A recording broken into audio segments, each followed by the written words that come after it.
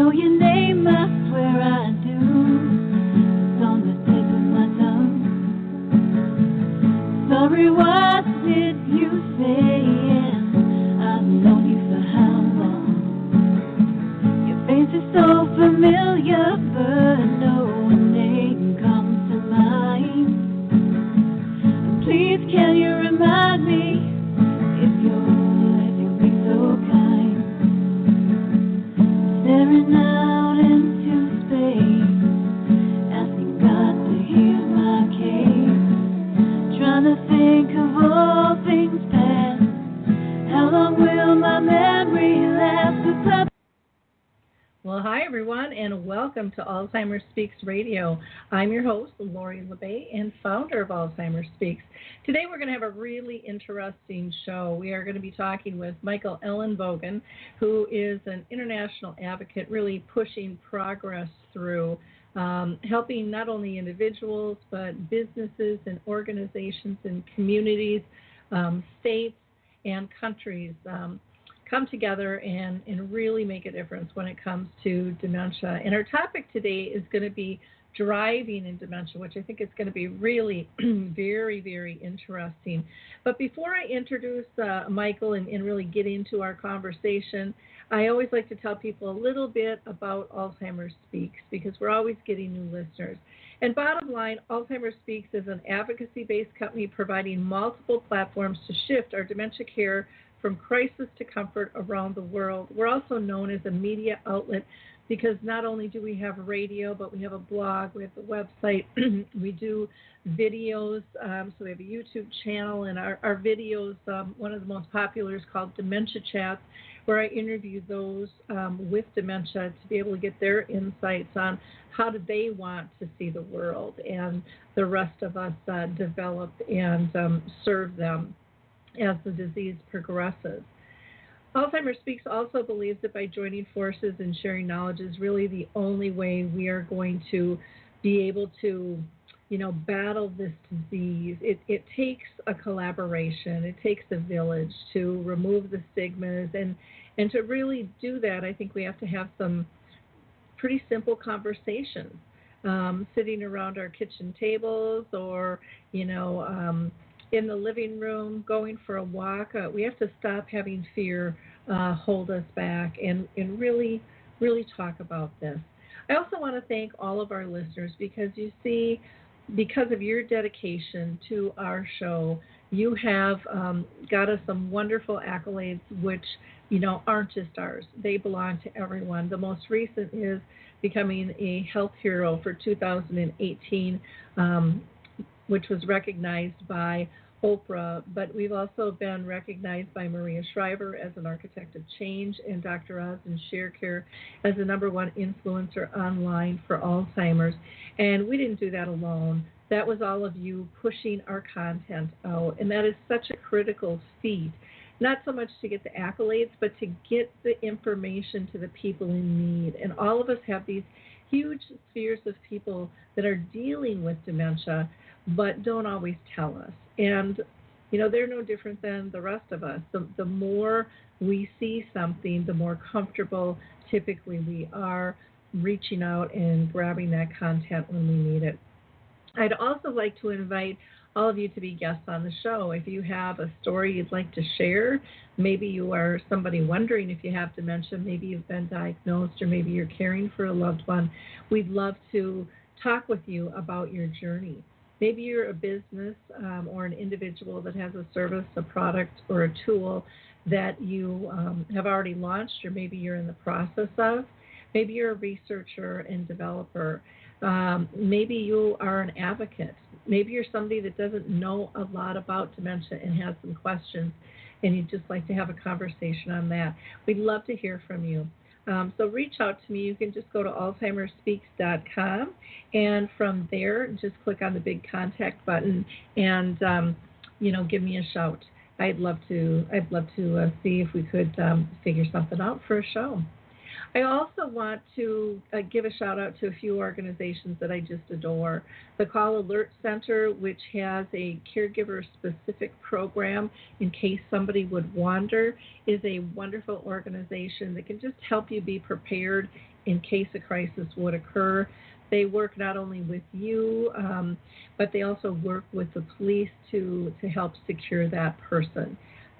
For under $15 a year, you can just kind of all sleep a little bit easier knowing that that's in place should you need it. They also deal with our pets and our children and people who travel. This isn't just dementia specific. Maria Shriver is doing a wonderful job with her Women's Alzheimer's movement. Many people call it WHAM. So if you hear WHAM, that's what it's about. It's not a Batman show. She'll be launching again her Move for Minds event, which typically takes place in June, and I will let you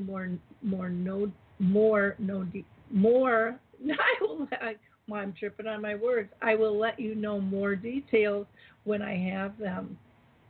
Let's see. The Alzheimer's Research and Prevention Foundation is absolutely wonderful and holistic in their approach, and the American Senior Magazine. Again, I love their large print and their great articles and photography in that magazine. A lot of people also are looking for memory cafes. Those can be found at memorycafedirectory.com. That's memorycafedirectory.com. You'll just search by state there. Or maybe you have a memory cafe and you'd like to get yours registered, you can just contact Dave through that site and he'll gladly add you. For those of you that aren't familiar with memory cafes, that is I hate to call it a support group. It's really a gathering of people with dementia and their care partners who get together, and each group does it a little bit different. Some meet once a month, some meet every week.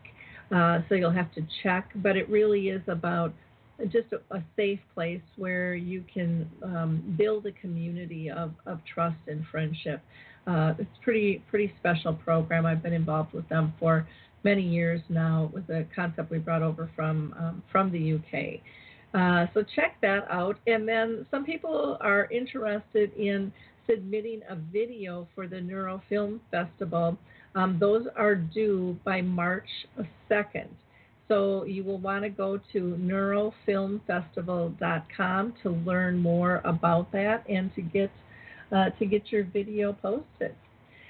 Let's see. Let's get back to Michael here in this Driving with Technology. Again, I'm really excited to have this conversation, and I'm honored to have Michael with me. He has such a presence internationally and such a strong hold with so many groups. He has great insights and has really pushed for change for so many years. I have worked with Michael. He's part of our Dementia Chats webinars that we do. He was also one of our speakers on the cruise that we just did, being dementia friendly. So Michael, I'm going to have you go ahead and tell people a little about your history, if you don't mind, when you started noticing symptoms and when you got diagnosed. I think would be helpful for the audience. Great. Well, thank you so much for having me, Lori. Let's see. It all started, I guess, back around,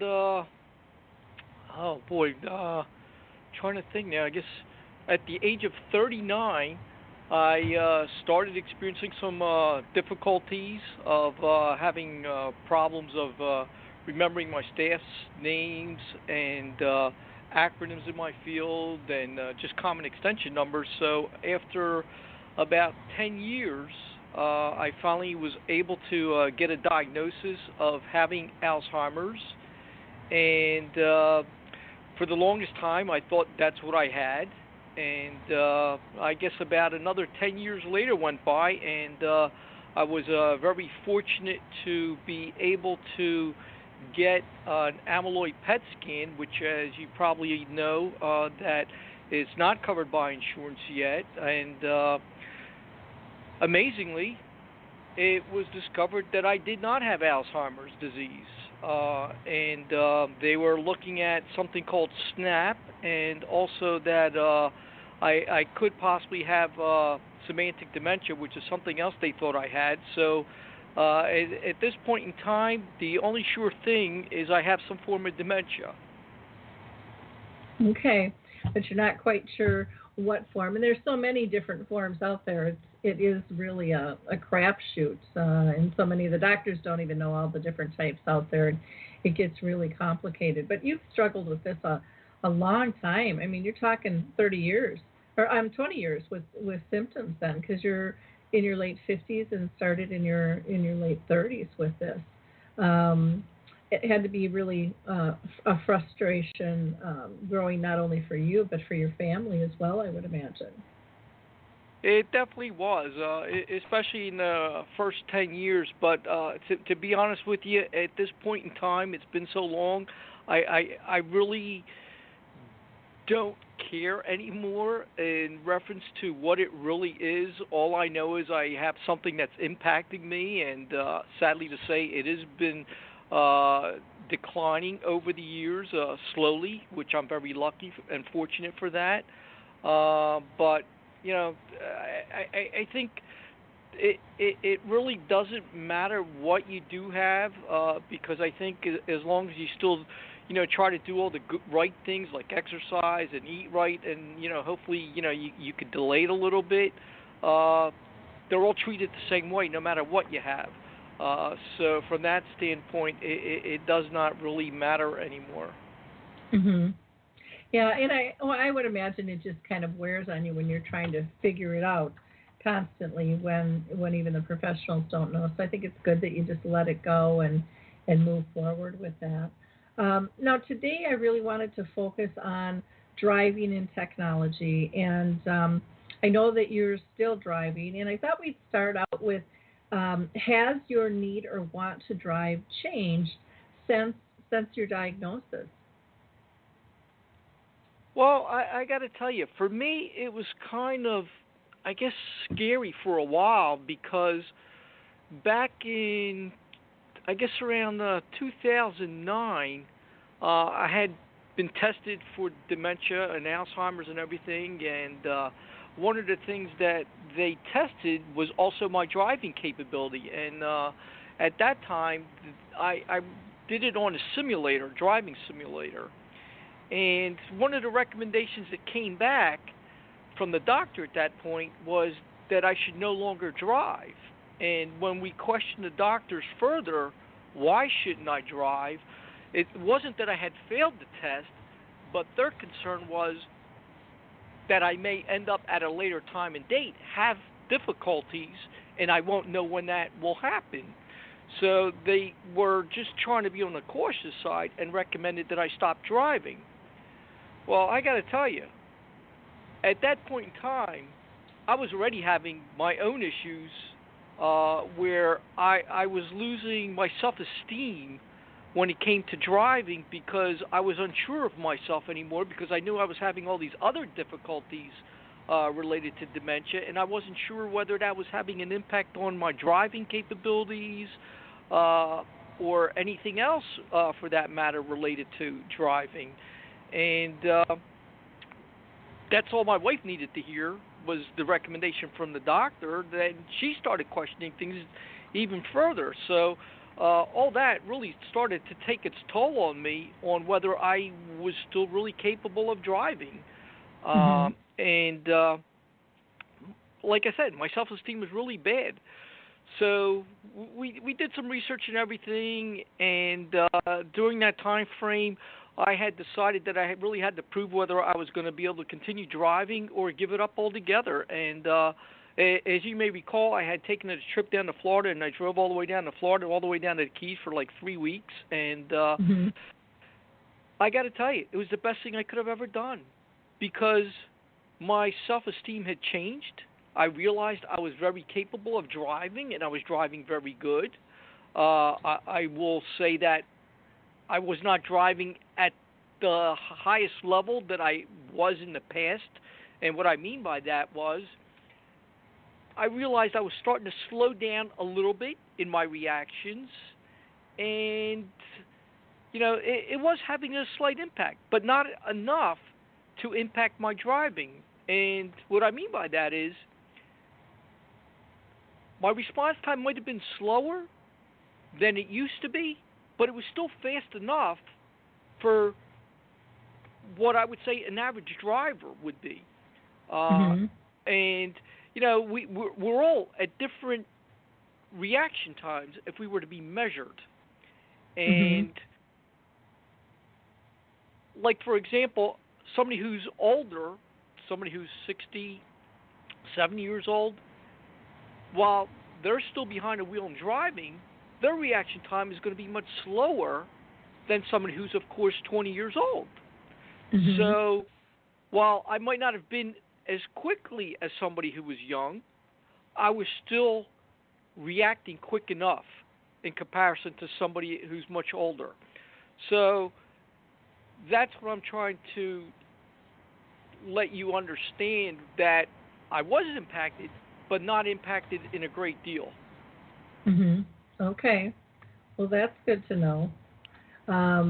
It's interesting, I think, because there's so many conversations about, should you drive or shouldn't you drive, and I know years ago we did a special on this with and you were part of that, all kinds of professionals, and some of the professionals even changed their mind, thinking someone with dementia should stop right away. And then after hearing the conversations and kind of where people were coming from, had actually changed their mind and said, well, maybe that's not true. And so I still hear, people talk about, will I be insured, and, what's going to happen with all of that. And it's a very interesting, I think a very, very interesting topic. And one that, can kind of have a life of its own. Now, I know you had thought about getting a car for a while, and then you pushed it off and decided just to kind of stay with your original vehicle. And now recently you've decided, to go and take that step and purchase one. Can you share with us first, why did you wait to do it? What were your thoughts that made you decide to wait to purchase a new car with new technology? Sure, Lori. But before doing that, I'd like to just step back. 1 second. I remember that show that you were talking about, and that was a great show. And I would like to share with your listeners that since that time, there's been a lot of people that's been changing their attitudes and minds about whether people with dementia should drive, and they were realizing that maybe all those tests that are out there aren't quite right for making that diagnosis. And so there's been some great changes, and since that time. So I really commend the people who've been looking out for people with dementia, and I hope it continues to progress and more investigation continues, because, as you know, all because you have dementia one day doesn't necessarily mean that you should stop driving. Anyway, getting back to your question, it was, I think, back around 2010. I just wanted to buy a new car because my other car was like about 12 years old already, and I wanted a new car, but I just was very hesitant at that time because I didn't know how much longer I'd be able to drive. I mean, everybody tells you, you have dementia, you have Alzheimer's, that, your license is most likely around the corner, that you have to give it up any day. And I just, in the back of my mind, thought that, in another year, I won't be able to drive, so I'm going to have to give up the car. Well, that continued for 3 years. And I'm thinking, boy, I'm losing a lot of time here that if I would have reacted 3 years ago, I could have had a car already. And I said to myself, this is crazy. I just don't know when I'm not going to be able to drive anymore. I have to do something. So I finally talked to my wife, and, I decided I was going to buy a new car. And in 2013, I finally bought a new car. And I got to tell you, it was the best thing I could have done, because where I had indicated to you earlier that my response time was a little bit slower, the car made up for all that. And how it did that was, well, one of the problems I might have had was my reaction to take off and to go faster when I needed to get in front of cars. Well, this car had a lot of power and speed. So it was so powerful that it was just capable of just speeding right up and getting in front of any car that I had to, or to be able to, get in between cars if I needed to. So it made up for that slower process for me. And I also might have been slower at the braking and things like. Well, this also made up for that also, because it allowed me to brake much quicker, and the brakes were more powerful. So because of that, it slowed me down in a much shorter period of time than my other car. So just the new technology alone was able to make up for some of my problems in my skill sets. Mm-hmm. And it made a huge difference. And almost immediately, I was driving with my wife, and that's one thing I highly recommend. Don't think that you can drive well. Make sure you're driving with somebody that can ensure you drive well. Because one thing I've learned, we don't always know what we're capable of doing or not capable of doing. So it really depends on making sure a third party is in the vehicle with you that can ensure that you are driving safely, and it's not just something that you think you can do. My wife drives with me on a regular basis, at least once every 2 weeks, if not more frequently, and she determines whether I'm able to drive. And she realized right away that I was doing very good. In fact, I remember right around that time after getting the new car, somebody had jumped right out in front of me, and I was able to maneuver quickly with the car and everything and just go around them. And I think most people would have gotten in an accident, and here my reactions were so great. And again, I believe it was the technology in the car that allowed me to do that so much better, where with my other car, I might not have been so lucky. Okay. I know I travel a lot, so I get rental cars, and for me, I love some of the features, but some of them are confusing to me too. And more of that is getting into the car, or getting the trunk open, because they're all so different. Or where you put the key, or is there a key? Or is there a button to push? Have you found any of that stuff confusing to you at all? Absolutely. I could tell you when I got the first car, the new car, I definitely had some issues trying to figure things out. It took me a much longer time to read the manual, and it took me a long time to absorb things.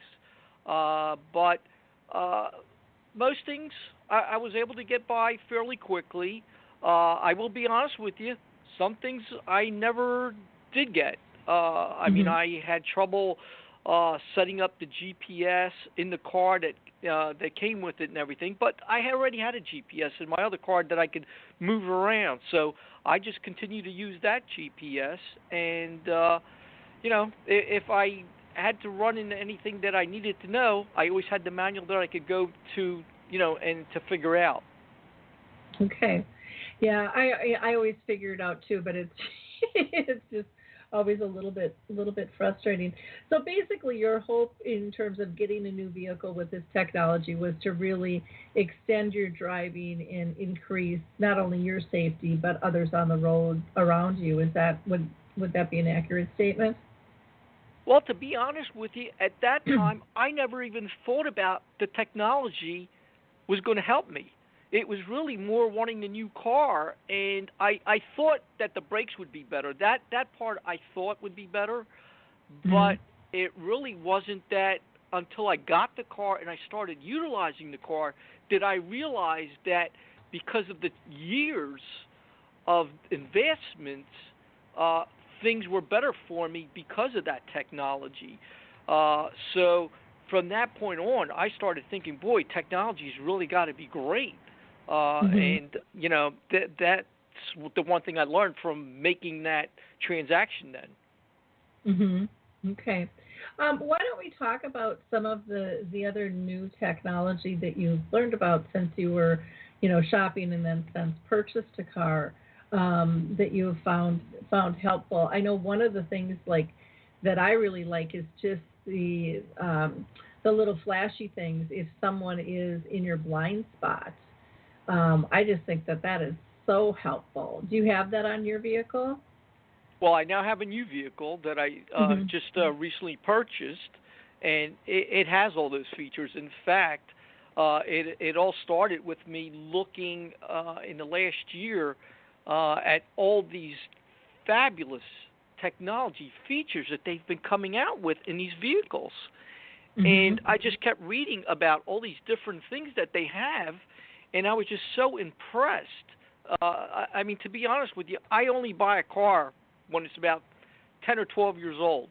I'll buy a new car.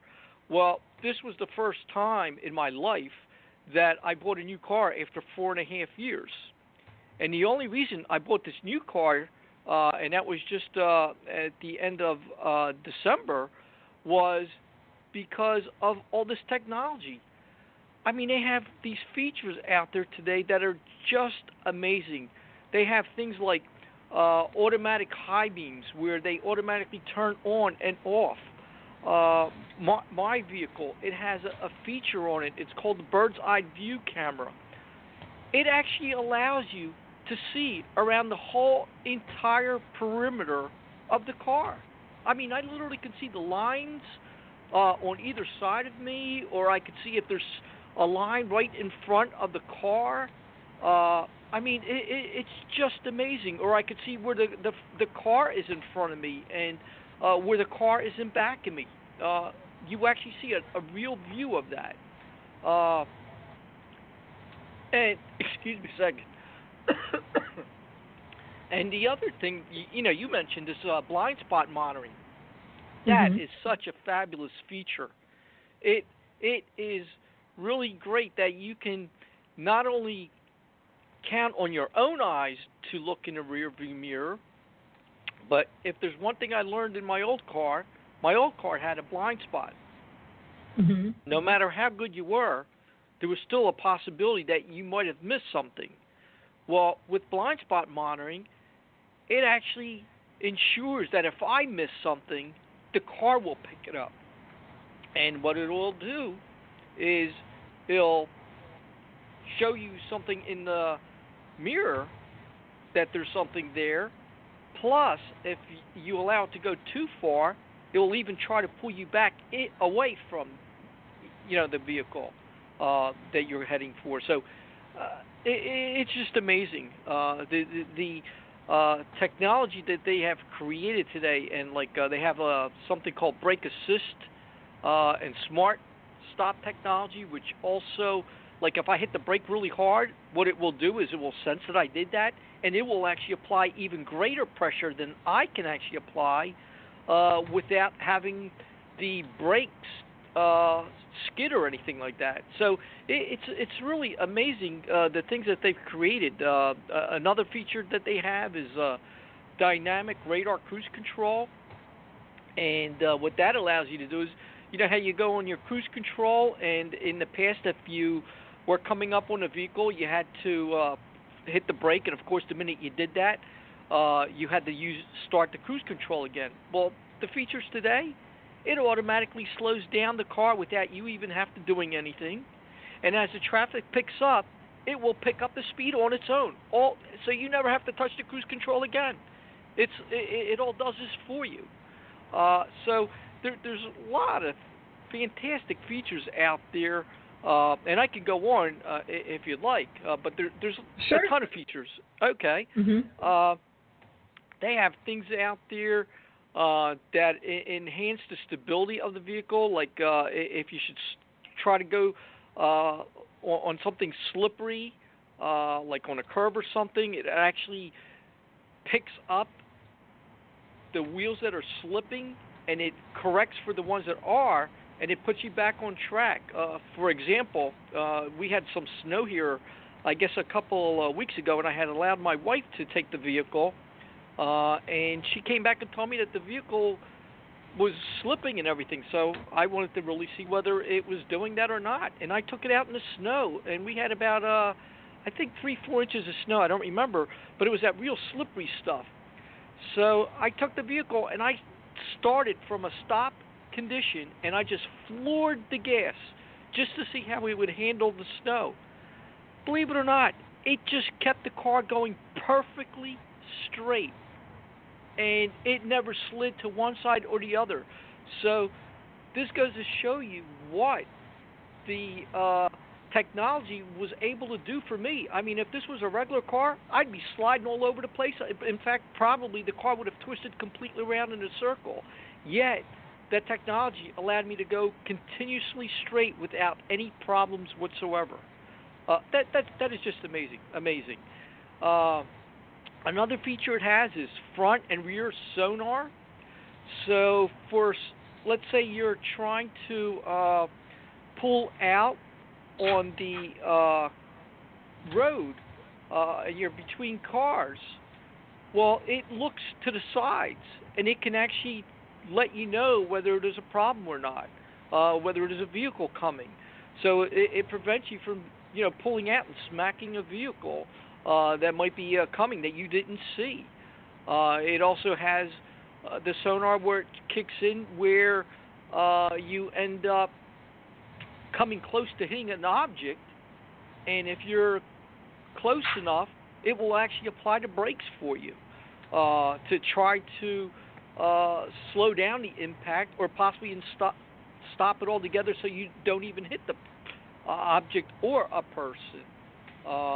It has pre-collision systems for where you might hit a pedestrian, and it will, again, do the same thing, apply the brakes and hopefully lessen the impact or have no impact again.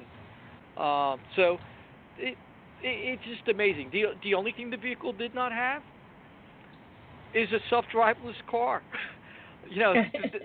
I'll tell you. And I think that's coming next. I don't think that's too far away. Wow. That's unbelievable. Now, do you have like the camera then, like when you're backing up, that displays, I would imagine, what's behind you? A camera actually, there's actually, I think, 5 or 6 cameras on the vehicle, and anytime I start to park or come close or slow down, it actually switches into the camera mode, so you automatically see it right on your dash area where the entertainment system is. It immediately shows you all your surroundings. You even can see a curb. You can actually see the curb where it's at. So there's just no chance of hitting your wheels anymore on a curb because you can see everything. It is just amazing. Wow. So you don't find that stuff distractive at all. You just see it as really helpful for you when you're driving. Oh, absolutely. I mean, that in combination with my rear view mirrors and the mirrors, and to be able to look at all those, I may be a little bit slower at looking at it and backing up and doing things, but it ensures I can't hit anything. I mean, you really it really takes the guesswork out of things anymore. I mean, my wife has driven this, and she's just amazed with it herself. I believe this is something that has to be in every vehicle going forward. I think this will make us all so much safer drivers, and I believe this will allow me to drive longer than I might have been able to drive with my vehicle. And the nice thing is, it makes up for where I may slip up. It's very easy to think that you're going to make a left turn, and for a moment you might have a blind spot or something. This just reinforces what I'm seeing, and that I can make that left turn because I'm looking and I can see that it also sees that there's nothing there. So it's kind of great because it confirms that you're going to do the right thing. And if I don't, and there is something there, it's going to beep at me immediately to notify me that, hey, don't do this, stupid, So I think it's great. Well, that's good. That's good. I know I love the cameras and like I said, the little flashy things on the rear view mirrors and things, letting you know, or in the side mirrors. I just find all of that stuff so helpful. Now, did you find things like just in the car with adjustable seats? I mean, I think back to when I was a teenager and you just kind of got in the car and it barely moved. I mean, you could move it back and forth and that was about it. But now you have seats that have so many different positions and it'll remember what you like and just getting you really comfortable behind the wheel. The pedals move. Do you find all of that stuff really helpful too, in terms of your comfort level for driving? Absolutely. But the problem I find is this time when I got the car, I really had trouble setting things up and reading the manual. So this time I had to rely on my wife to help me, in the sense that we set the options up, but I had needed her help to help set up a lot of these options. Mm-hmm. But once they're set up, I'm able to use them, like, push the buttons and, use everything. It was just the setup functions that were hard for me to try to figure out. Now, I probably could have done that. It just would have taken me a much longer time to do it, and it just made it a lot easier to work with her to do it. Plus, she helped me understand things where I might not have understood it clearly, but she helped me understand what the functionalities of the items were and how they worked and things like that. So that is the one thing I did find a little bit harder this time from the last time. There are probably things in the vehicle that I probably will never use that are there, some of the technology. But again, we've turned on all the features, all the safety features, to ensure that they're always on. And I know what sounds they make and things like that, so I know how to react when they do make those sounds. And it's just going to be one of those things that I won't play with. They'll just always be on. If I had to play with them, that would probably be a little bit of a challenge. But again, I don't think there's a need to have to do that.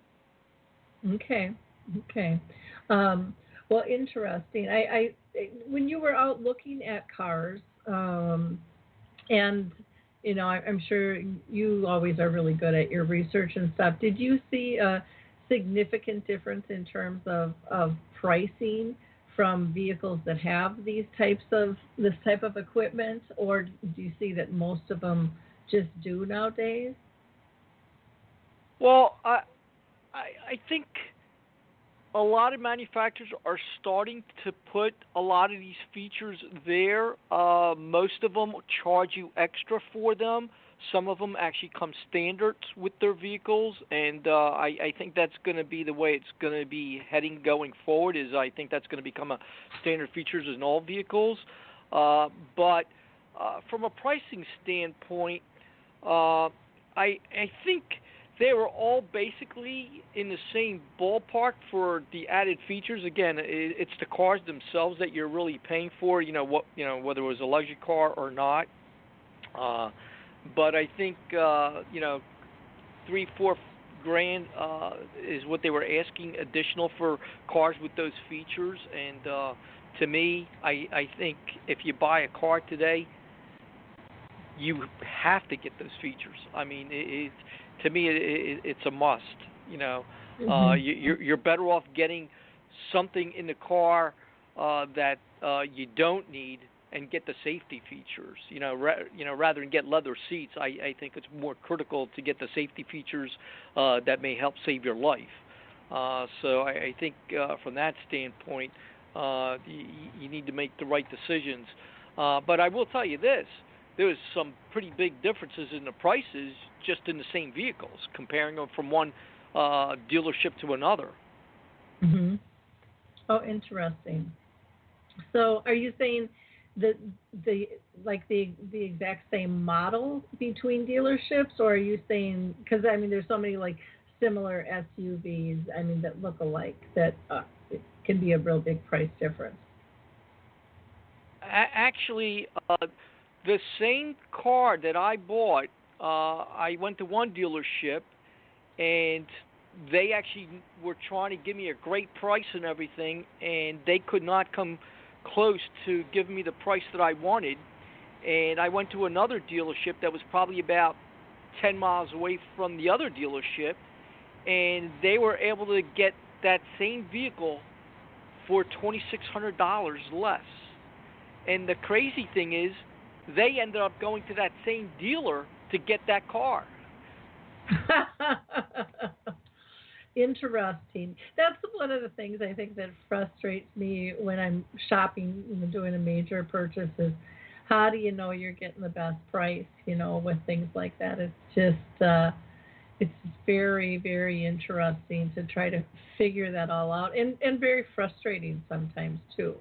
For me anyways, it's, I don't know. It's like, how can there be that big of a difference from one to another? But everybody's weighing their profit and loss and has their different sales and stuff, I suppose, at different times. But as a consumer, I just find it frustrating. It's extremely frustrating. In fact, most people, sadly to say, end up getting taken when they buy cars. In fact, I had written a book years ago on that subject, and that's the one thing that I'm very good at, negotiating and getting the right price. So I was able to get a good price, which, to be honest with you, I was kind of surprised that my dementia didn't hurt me from getting a good price, but my wife was even shocked that I got such a good price. Well, that's good. That's great. That's great to hear. Now, one of the things I wanted to ask you is, with your family, have you had issues with your wife or your daughter in terms of their, them not wanting you to drive and you wanting to drive over the years? Has that ever been an issue for you? Because I know for some people with dementia, that's kind of a sticking point. No, not recently, but I did have, I guess, for a short period of time after I had gotten my test back in 2009, after the doctors had recommended that I don't drive. At that point in time, my wife was a little concerned about it, and her concern was more really that if I did get in an accident, with the insurance covered and things like that. And of course, we did some research and we spoke to insurance agents and everything, and they all came back indicating that, hey, that's what insurance is for. If you have an accident, they cover that, whether you have dementia or not. So that made her feel a lot better and everything. And it really wasn't related to my driving capability that made her think that way. It was just more her concern that if I did get in an accident, would she be covered, or would we possibly lose the house, by getting sued or something? So that was really her concern. And after finding out all the details and everything, she felt a lot more comfortable with everything, and she kind of changed her attitude with me and thought that, hey, I'm doing very good at driving, and there was no reason for me to stop. But I did go for a short period of time where I think she was starting to think that way. Yeah, and I think that that's normal, especially when people are hearing from others that might not have all the information or the knowledge regarding driving. Now, one of the things I did want to talk to you about too, if you don't mind sharing, is you have taken the driver's test. And what are your thoughts about the driving test? Because I know that, in certain states it's mandated, others, it can be a voluntary thing. But can you explain to people what your driver's test was like and what your thoughts were about it? Well, I've taken multiple driver's tests. The one that I took that I was actually being tested on was the one that I did in the simulator. And in the simulator, it's not like a car. It's very different than being in a car. In fact, you have to learn new buttons and things to do that are very different than a car. Like your turn signal's different because then you have to remember this button and that button. So you actually have to learn new things in order to be able to drive the car or this simulator. So that in itself is a real problem. And you're looking at a video screen. And, again, it's nothing like driving a car. So, in my opinion, that is not a good way to test people on how to drive. And I think that really creates some real problems. Because of that bad experience that I had, I ended up wanting to find out what driving test was really like for these people who have to go and do driving tests with these places that charge you about $350, $400 today, and they're all over the states, where people who have some form of memory impairment or dementia are told to go to by their doctors. And I went to see what it was like firsthand. Now, I did not physically take the test in with the idea that I was going to pass or fail it. I went there as a person who was looking to see what the test was like and how it impacted people. That was the whole point. I worked with the tester to see what kind of testing they do. And I have to tell you, again, I felt that was unfair on how they went about doing that. While the testing part of the questionnaire would prove somebody has dementia, it did not correlate to their driving ability. So that was a real problem for me that I saw with that. Another issue that I thought was really bad was you are not able to drive your own vehicle. Well, most people who have dementia are going to feel very comfortable in their own vehicle and may not feel comfortable in a new vehicle or a different vehicle. So the vehicle you have to go out in is a vehicle that's really designed to be for handicap accessible. And what that means is it has all kinds of gadgets and instruments in there that can accommodate all kinds of people with all kinds of disabilities. It could be a person who doesn't have arms. It could be a person who doesn't have a foot. It's got all kind of things in there extra. Just on the steering wheel alone, it's got all kind of bumps and all kind of things. So you're driving a vehicle that's extremely strange. So that in itself creates a lot of problems for, I will tell you, I would think for even people who don't have dementia. Again, I don't think the way they go about testing people is a fair way, and I think a lot of people will flunk those tests just because they're put in a strange type of environment, and I think those issues create problems. Most interestingly, in the last, I'd say, year and a half, they actually came out with something that was done. I don't remember where in Europe now, but one of the places in Europe had looked at how they were doing these driving tests and everything, and they came back that they had made recommendations that they weren't the only way they would use to test people with dementia, because they realized those tests were not fair, and they came to the same conclusions I came up with. And in fact, they've now come up with a place in the United States that they wrote a similar thing, the same organization, that they also don't recommend it to be used here. What's also interesting, from the time you and I had that radio show, when we did have the radio show, I think it was called the ANA, and I don't remember what that stands for, but the ANA at that time had indicated that if you did have dementia, that people should no longer drive. They are no longer making that recommendation. They're now saying that people should be tested. So they are slowly starting to change how they treat people with dementia. Now, there are a bunch of states out there, and I don't remember exactly how many, but I think there was about half the states that the minute you did have dementia, you automatically lost your driver's license. It was that simple. You didn't have to take a driver's license test or anything. You lost your license. I think over the next coming years, as they become more educated and they start to realize these things, I think you're going to see a change. And I think the change is going to be for the better. Mm-hmm. Yeah, I do too.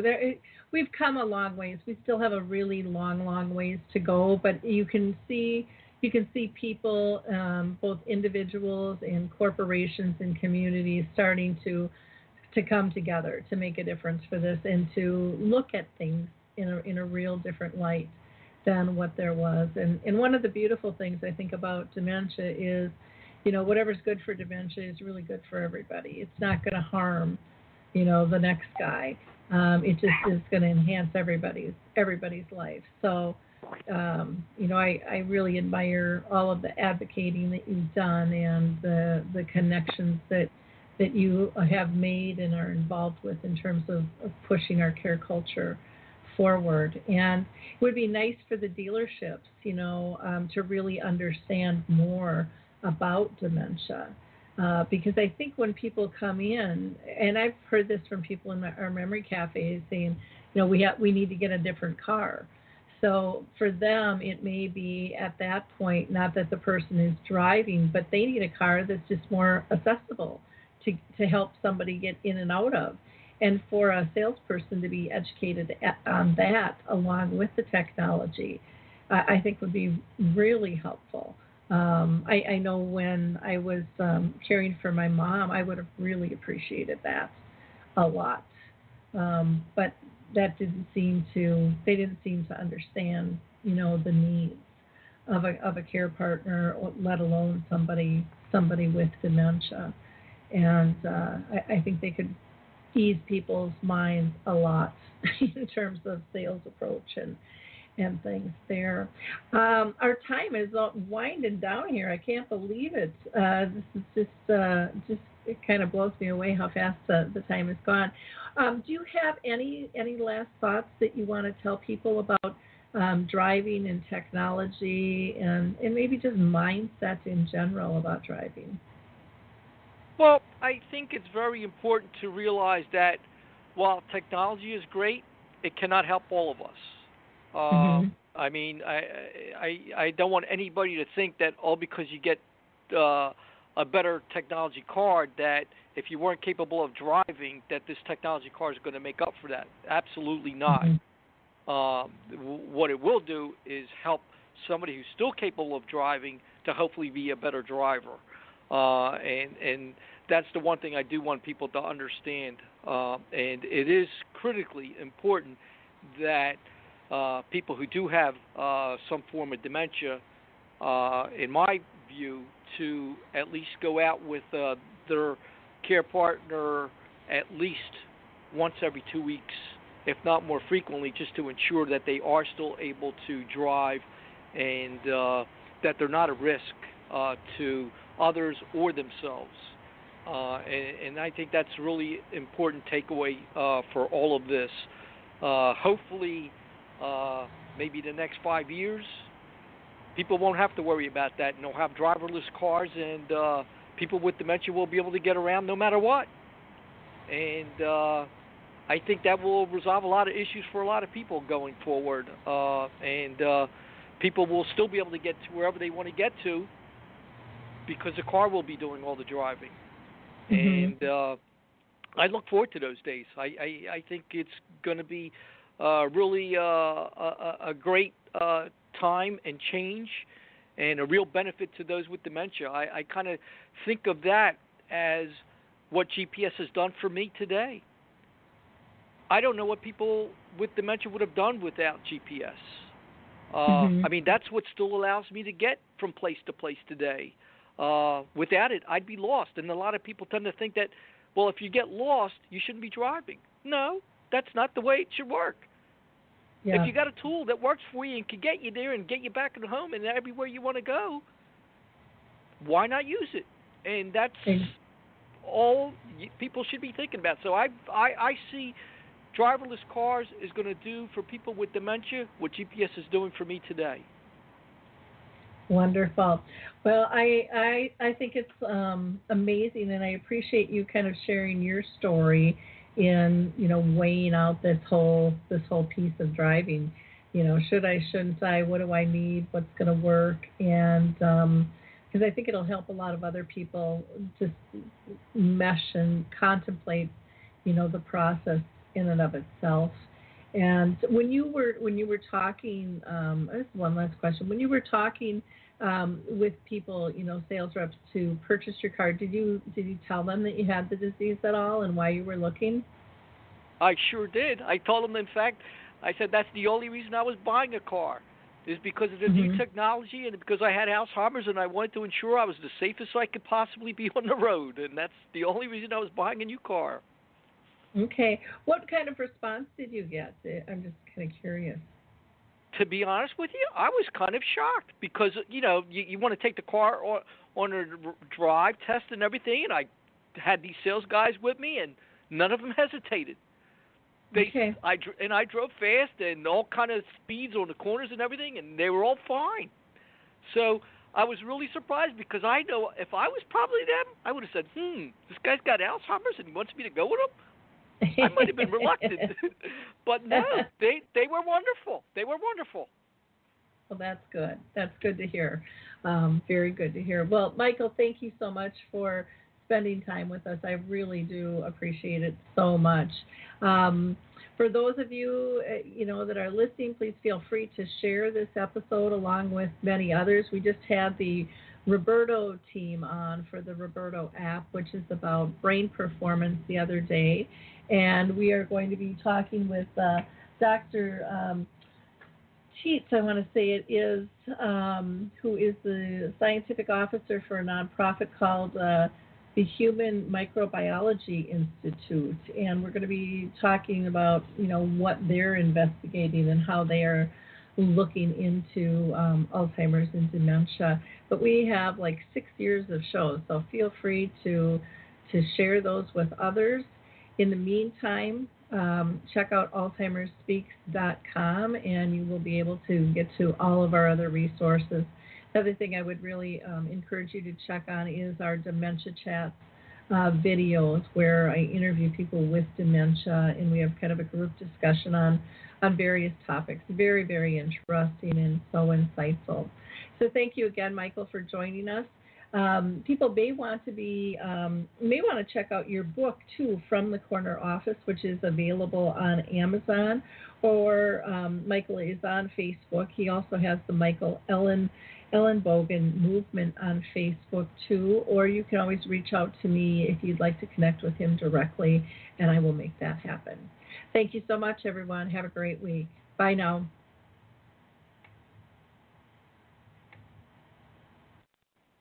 Hi, I'm Lori LeBay, and I wanted to tell you about Alzheimer Speaks, which is another great podcast. You see, my own mother lived with dementia for 30 years, and I felt lost. Did you know every 3 seconds someone in the world is being diagnosed with dementia? Odds are it's going to hit your families too. We want to help you connect to services, products, tools, research, and stories so you can be prepared. Please subscribe to Alzheimer Speaks on your favorite podcast platform.